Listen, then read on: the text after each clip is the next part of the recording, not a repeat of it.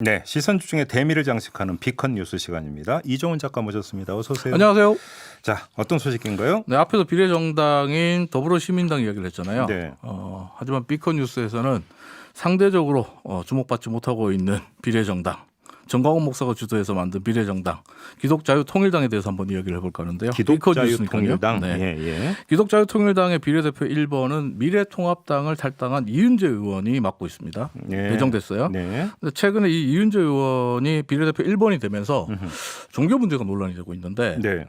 왜냐하면 기독자유통일당은 당명에서 보듯이 기독교 정당을 표방하고 있고 기독교 신앙의 정체성이 공천의 절대적인 기준이 된다라고 여러 차례 밝혀온 정당입니다. 네. 그런데 이은재 의원은 그동안 대내외적으로 독실한 불교 신자로 알려진 분입니다.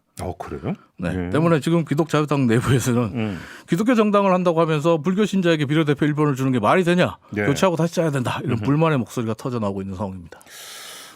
잠깐만요. 이게 지금 이걸 어떻게 받아들여야 돼요? 기독교 신앙의 정체성이 절대적인 공천의 기준인데 네. 불교 신자가 비례대표 1번입니다. 종교적 믿음을 이중으로 가질 수는 없는 거죠. 그럴 수도 있지 않을까요? 그런 경우가 있네. 예, 아무튼 그러다 보니까 논란이 되다 보니까 어제 기독자유통일당이 입장을 내놓았어요. 이은재 의원은 우리가 알고 보니 지난 24년 동안 서초동에 있는 성은감리교회에서 집사로 활동해온 독실한 기독교 신자였다. 성은감리교회 측에 직접 확인하고 입당을 수락한 거다. 잠깐만요. 그럼 뭐가 사실인 거예요?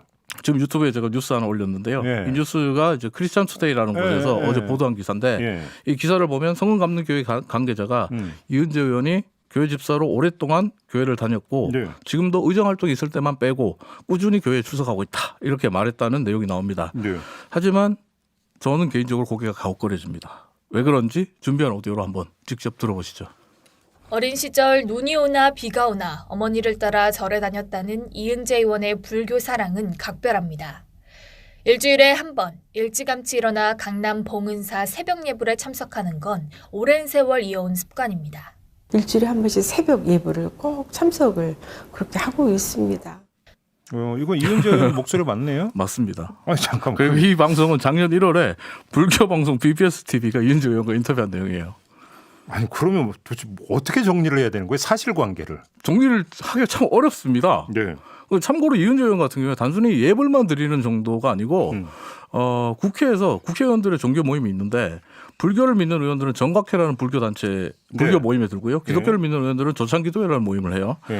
그리고 각각의 종교와 관련된 여러 가지 활동들을 하는데 이번 20대 국회에서 정각회 감사를 맡은 분 그리고 불교계와 관련된 입법 활동에 가장 적극적으로 나섰던 분이 바로 이은재 의원입니다. 그렇게 본다면 불교 신자가 맞다고 봐야 되는 거죠. 네, 그래서 이은재 의원은 국회에서 대표적인 불자 의원으로 통했어요. 주호영 의원과 더불어서. 근데 기독 자유통일당에 공천 신청을 했고, 예. 그럼 이 문제가 불거졌으면 본인의 입장이 나와야 되잖아요.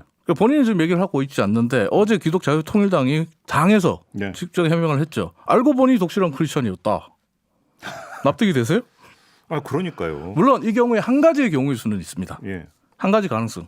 이게 뭐냐면 이은재 의원이 지난 24년 동안 매주 한 번씩 절에 가서 새벽 예불을 드리고 또 매주 교회 가서 예배를 드리면 됩니다. 그거는 근데 그러니까 독실한 불교 신자인 동시에 독실한 교회 집사죠. 설정하는 것 자체가 좀 그 상식하고는 거리가 너무 먼 얘기고. 그게 아니라면 둘 중에 하나는 거짓말하는 건데요. 이건 제가 볼 때는 이은재 의원 본인이 어떤 입장 발표를 좀 해야 되는 거 아닌가요? 본인의 입장이 필요하다고 저는 보고 있고요. 시선 집중해서 인터뷰를 좀 했으면 좋겠어요. 누리꾼의 댓글로 마무리하겠습니다. 야, 이런 이은재 의원이랑 같이 절에 다녔던 분들의 반응은 어떤 건가? 이 사람들은 무슨 생각할까? 참고로 제가 이은재 의원이랑 정각회 활동을 같이 했던 미래통합당의 정가뷴 의원의 반응을 조사해 봤는데요. 이렇게 대답합니다. 그거 참. 많은 뜻이 내포되어 있다고 생각하고요. 여기까지 하겠습니다. 시간이 많지 않은데 짧게 하나만 더 전해줄 수 있을까요? 네. 두 번째 소식은 혹시 라떼는 말이야 이게 무슨 말인지 아십니까? 요즘 유행하대요. 네. 라떼는 말이야. 꼰대와 함께. 꼰대라는 이런 얘기하면 이제 꼰대 된다. 들어가는 말인데 어제 권오봉 여수시장이 이른바 라떼는 말이야를 시연해서 논란이 되고 있습니다. 어떤 일이 있었는지 오디오로 한번 만나보시죠. 저희 때만 하더라도 상관한테 심한 소리 듣고 때로는 구타를 당해도 그거는 그냥 그런 거지 이렇게 했는데 근데 이게 배경 설명이 좀 필요합니다. 네.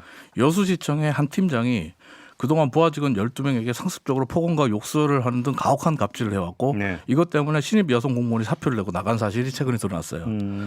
지금 유튜브에 여수시청 공무원들의 이 감사실에 제출했던 경위서 사진을 올려놨는데 제가 방송이니까 욕을 할 수는 없고 네. 여기에 욕설과 폭언의 일부가 담겨 있으니까 참고하시고요. 네. 근데 여수시청 그리고 권오봉 시장 같은 경우에 이 갑질을 한 팀장에게 서면 경고만 내렸어요. 네. 솜방망이 처벌을 했고 네. 또 권오봉 시장 같은 경우는 오히려 이 사실을 언론에 유출한 직원을 찾아서 문책하겠다 이렇게 나왔습니다. 때문에 도를 넘은 감싸기 아니냐라는 비판이 쏟아졌고 그래서 어제 권오봉 시장이 예정에 없던 기자간담회를 열었어요. 네. 근데 이 자리에서 권오봉 시장이 이렇게 말을 한 겁니다. 그러니까 직장 상사의 폭언과 욕설, 모욕적인 언사로 상처 입은 직원들의 이야기를 하는 자리에서 네.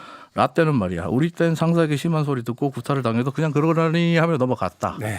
이걸 어떻게 해석해야 될까요? 뭐 그냥 이 정도 해도 다 뭐 해석이 될 거라고 보고요. 제가 마무리할게요. 라떼는 마시는 거지 말하는 게 아니다. 정답입니다. 이렇게 정리하면 되겠죠. 오늘 라떼 사주세요. 네. 이종훈 작가였습니다. 감사합니다.